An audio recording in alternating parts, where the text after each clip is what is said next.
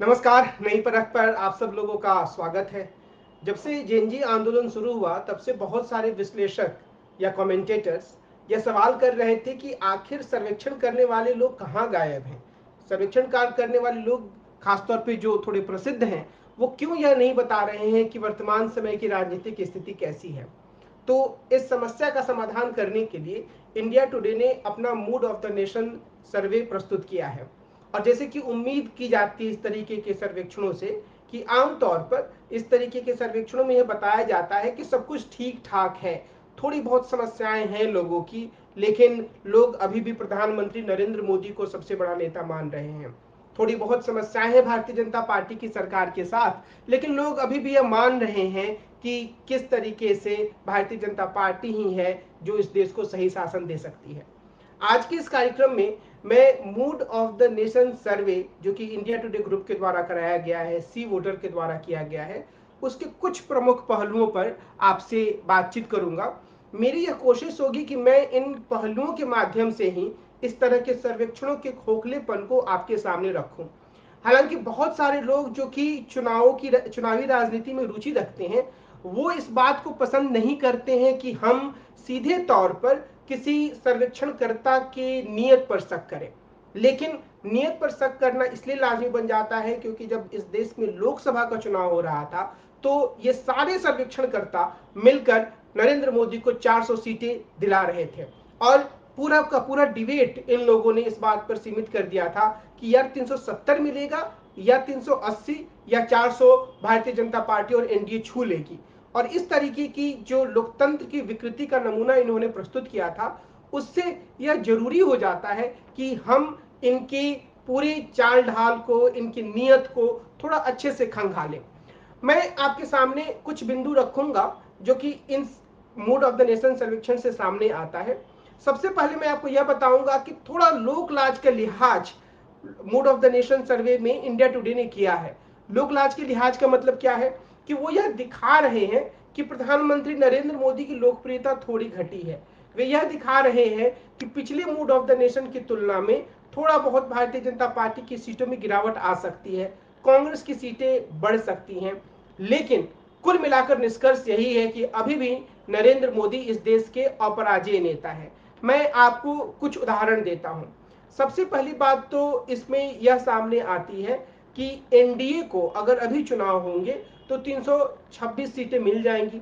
अब वो पर्याप्त बहुमत है। भारतीय जनता पार्टी को जो सीटें मिलेंगी वो 261 होंगी। लेकिन इसमें थोड़ी राहत उन्होंने यह दी है कि उन्होंने यह कहा है कि जो पिछली बार जो उनका मूड ऑफ द नेशन सर्वे था, जिसमें कि 287 सीटों की उम्मीद की गई थी, उससे भारतीय जनता पार्टी की सीटें कम होंगी। लेकिन अभी भी 2024 के लोकसभा चुनाव में जितनी सीटें भारतीय जनता पार्टी को मिली थी उससे काफी ज्यादा होंगी। भारतीय जनता पार्टी को आज अगर चुनाव हुए तो अपने दम पर बहुमत नहीं मिलेगा, लेकिन भारतीय जनता पार्टी बड़े आराम से सरकार बना लेगी। जब वो 240 सीटों पर सरकार चला रही है तो 261 सीटों पर तो और आराम से चला लेगी। दूसरी बात उन्होंने यह कही कि यूपीए सॉरी जो इंडिया गठबंधन है, यानी कि यूपीए तो पहले भाग था, अभी इंडिया गठबंधन है, तो इंडिया ब्लॉक को इन्होंने कहा कि उसे 185 186 सीटें मिल जाएंगी। कांग्रेस के बारे में उन्होंने कहा है कि 106 सीटें कांग्रेस को मिलेंगी। और फिर से उन्होंने कांग्रेस के प्रति थोड़ी दया दृष्टि दिखाई है, क्योंकि जो उनका पिछला मूड ऑफ द नेशन था उसमें कांग्रेस को वो 87 सीट्स दे रहे थे। यानी कि अब वो ये मान रहे हैं कि कांग्रेस के प्रदर्शन में थोड़ा सुधार होगा और अभी उसकी 99 सीटें हैं पर वो 106 हो सकती हैं। तो कांग्रेस का प्रदर्शन मूड ऑफ द नेशन में अक्सर 70 75 80 85 अधिकतम 90 तक ऐसे चलते रहता है। तो इस बार उन्होंने थोड़ा सा उसको बढ़ा दिया है।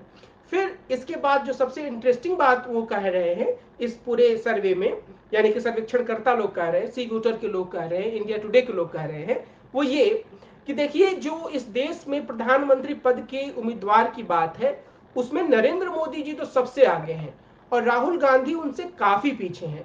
यानी कि नरेंद्र मोदी को 49% लोग आज के दिन में प्रधानमंत्री पद के उम्मीदवार के रूप में सबसे बेहतर मान रहे हैं और राहुल गांधी को 27% लोग। और फिर यह कहा गया कि एक नया सा नेता आया है जिसे अब लोग काफी पसंद कर रहे हैं।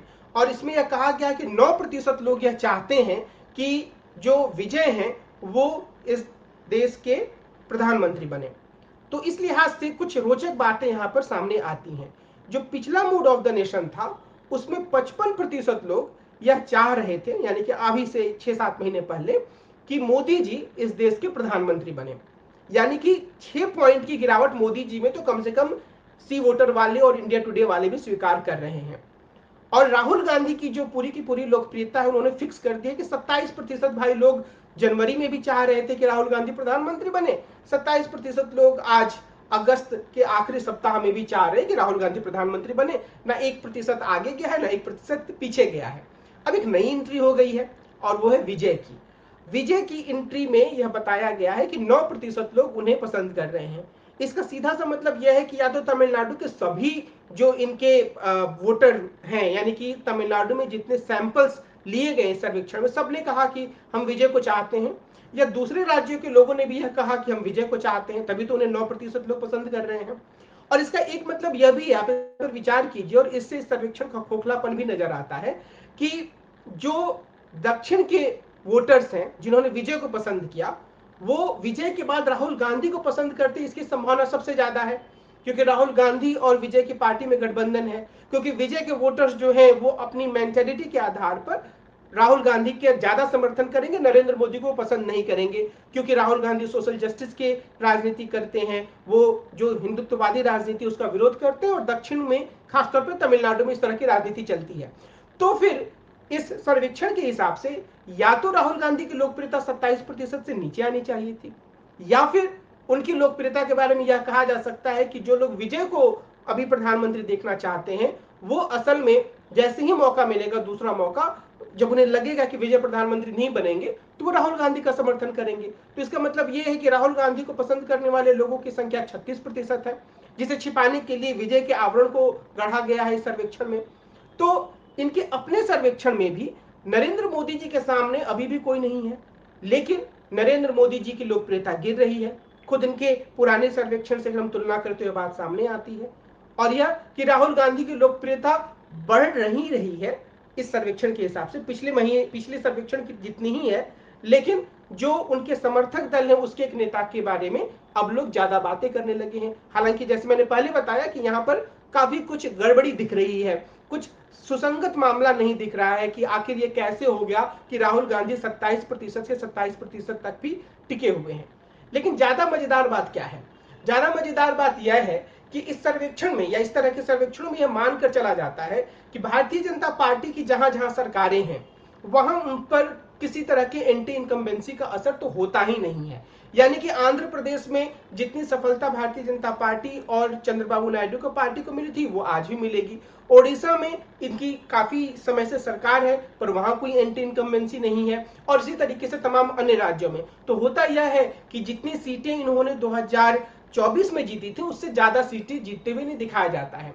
जहां तक बात आती है कुछ ऐसे राज्यों की जहां आने वाले समय में चुनाव है, तो अनेक कारणों से यह बताया जाता है कि वहां पर जो मुकाबला है वो तगड़ा है।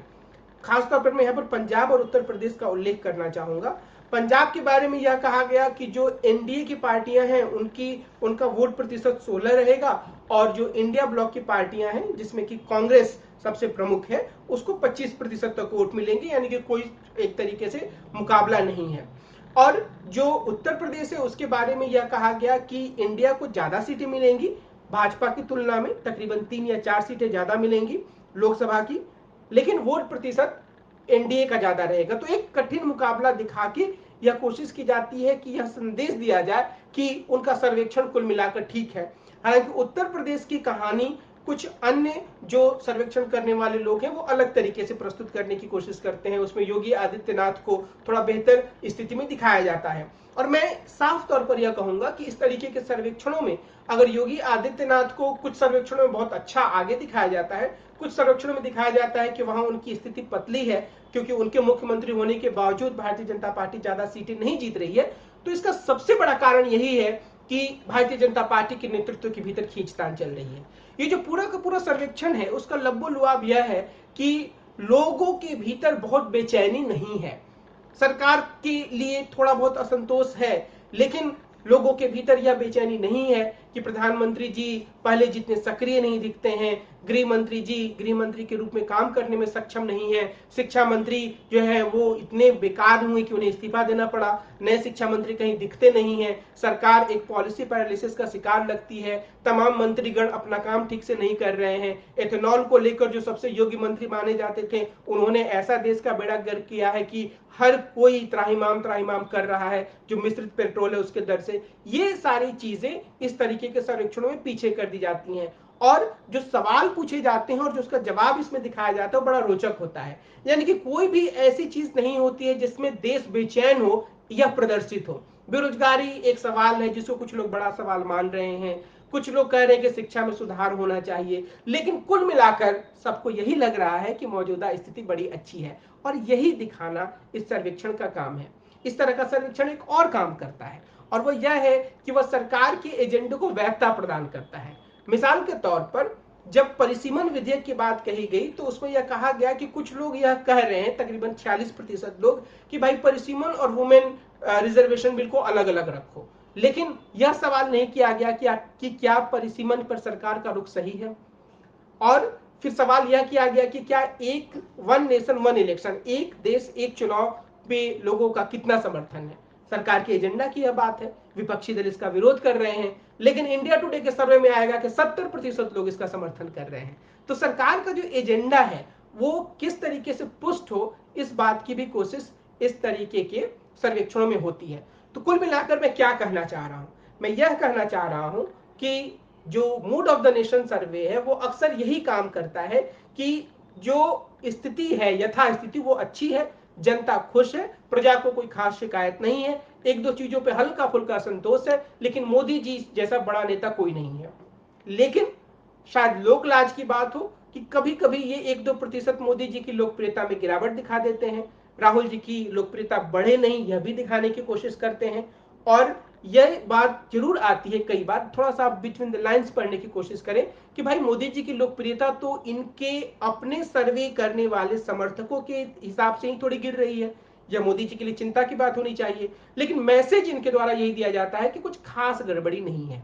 तो यह जो कुछ खास गड़बड़ी नहीं करने वाले सर्वेक्षण करता है वो असल में मूड ऑफ द नेशन नहीं बल्कि मूड ऑफ द भक्त को रिप्रेजेंट करते हैं। ये कोशिश करते हैं कि भक्तों के भीतर एक जो आनंद का वातावरण है वो बना रहे और इस तरीके के सर्वेक्षणकर्ताओं को सर्वेक्षण करने की इजाजत होनी चाहिए, लेकिन उनकी पोल पट्टी भी लोगों के सामने बहुत साफ तौर पर खुलनी चाहिए और नियत पर भी सवाल होना चाहिए, क्योंकि इन लोगों ने इस देश के लोकतंत्र को भ्रमित करने का काम किया है और लगातार किया है। और इस पर विमर्श होना चाहिए कि जब इनकी पूरे सर्वेक्षण गलत होते हैं तो फिर इनके साथ किस तरह का बर्ताव होना चाहिए, क्या इनकी निंदा होनी चाहिए, इनकी आलोचना होनी चाहिए, या इन पर थोड़ा प्रतिबंध भी लगना चाहिए। चुनाव के खास मौकों पर जो एक ये बम्बारमेंट करना शुरू कर देते हैं कि बस बस सब सही है, यही सरकार जीतने वाली है, और यही इनकी नियति है।